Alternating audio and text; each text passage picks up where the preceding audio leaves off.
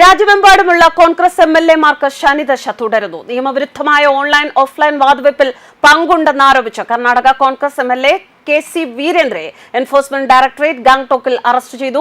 എംഎൽഎയും കൂട്ടാളികളും സിക്കിമിലെ ഗാംഗ്ടോക്കിലേക്ക് യാത്ര ചെയ്തിരുന്നു. അവിടെ അദ്ദേഹം ഒരു കാസിനോയ്ക്കായി ഒരു ഭൂമി പാട്ടത്തിനെടുത്തതായി ആരോപിക്കപ്പെട്ടിരുന്നു.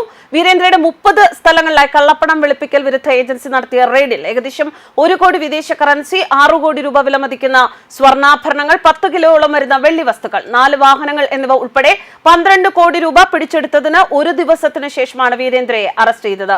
ഇഡി റെയ്ഡിൽ കോടിക്കണക്കിന് രൂപയുടെ നോട്ടുകളുടെ കെട്ടുകൾ കണ്ടെത്തിയതായി വിവരമുണ്ട്. റെയ്ഡിൽ 1 കോടി രൂപയുടെ വിദേശ കറൻസിയും കോടിക്കണക്കിന് രൂപയുടെ ആഭരണങ്ങളും കണ്ടെടുത്തു. ഓഗസ്റ്റ് 22, 23 തീയതികളിൽ ഗാംഗ്ടോക്ക്, ചിത്രദുർഗ ജില്ല, ബംഗളൂരു നഗരം, ഹൂബ്ലി, ജോധ്പൂർ, മുംബൈ, ഗോവ എന്നിവ ഉൾപ്പെടെ ഇന്ത്യയിലുടനീളമുള്ള 31 സ്ഥലങ്ങളിൽ ഇഡിയുടെ ബംഗളൂരു മേഖലാ ഓഫീസ് റെയ്ഡ് നടത്തിയതായിട്ടാണ് അന്വേഷണ ഏജൻസി അറിയിച്ചിരിക്കുന്നത്. ഇതിൽ 5 കാസിനോകളും ഉൾപ്പെടുന്നുണ്ട്.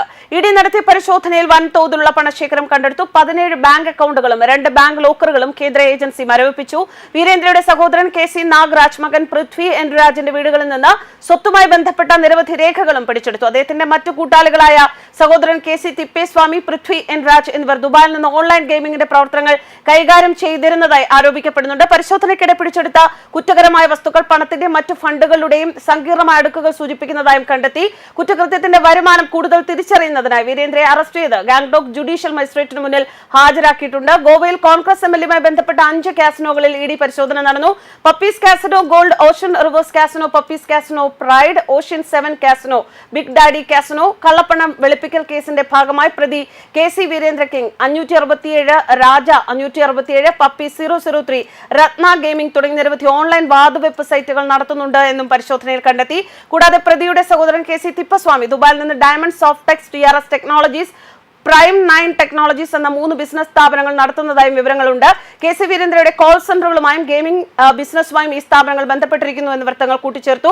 തിരച്ചിൽ നടപടിയിൽ 12 കോടി രൂപയുടെ പണവും ഏകദേശം 1 കോടി രൂപയുടെ വിദേശ കറൻസിയും, 6 കോടി രൂപയുടെ സ്വർണ്ണാഭരണങ്ങളും, ഏകദേശം 10 കിലോയുടെ വെള്ളി ആഭരണങ്ങളും, 4 വാഹനങ്ങളും പിടിച്ചെടുത്തു. ഇതിനു പുറമെ 17 ബാങ്ക് അക്കൗണ്ടുകളും 2 ബാങ്ക് ലോക്കറുകളും മരവിപ്പിച്ചിട്ടുണ്ട്.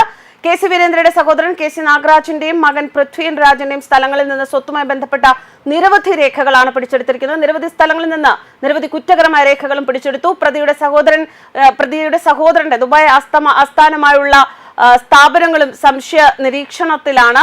ഗെയിമിംഗ് പ്രവർത്തനങ്ങളുമായും ഇയാളുടെ കോൾ സെന്ററുകൾ ബന്ധപ്പെട്ടിരിക്കുന്നു എന്നാണ് വിവരങ്ങൾ. പരിശോധനയ്ക്കിടെ ബംഗളൂരുവിലെ രാജരാജേശ്വരി നഗറിൽ നിന്നുള്ള എംഎൽഎ കുസുമ എച്ചിന്റെ സഹോദരൻ അനിൽ ഗൌഡയും അന്വേഷണ പരിധിയിൽ വന്നതായി വിവരങ്ങളുണ്ട്. അദ്ദേഹത്തിന്റെ മറ്റു കൂട്ടാളികളെയും കുറിച്ചുള്ള വിവരങ്ങളും ഇഡി ഇപ്പോൾ അന്വേഷിക്കുകയാണ്. കെ.സി. വീരേന്ദ്ര ഒരു ലാൻഡ് അധിഷ്ഠിത കാസിനോ പാട്ടത്തിനെടുക്കാൻ ഒരു ബിസിനസ് യാത്രയിൽ ബാഗ്ഡോഗ് വഴി ഗാംഗ്ടോക്കിലേക്ക് പോയതായിട്ട് വെളിപ്പെടുത്തിയിരുന്നു. കുറ്റകൃത്യത്തിന്റെ കൂടുതൽ അന്വേഷണത്തിനായി ഗാംഗ്ടോക്കിൽ നിന്ന് കെ.സി. വീരേന്ദ്രയെ അറസ്റ്റ് ചെയ്ത് സിക്കിമിലെ ഗാംഗ്ടോക്കിലെ ജുഡീഷ്യൽ മജിസ്ട്രേറ്റിന് മുന്നിൽ ഹാജരാക്കിയിരിക്കുകയാണ്. ന്യൂസ് ഡെസ്ക് കർമ്മ ന്യൂസ്.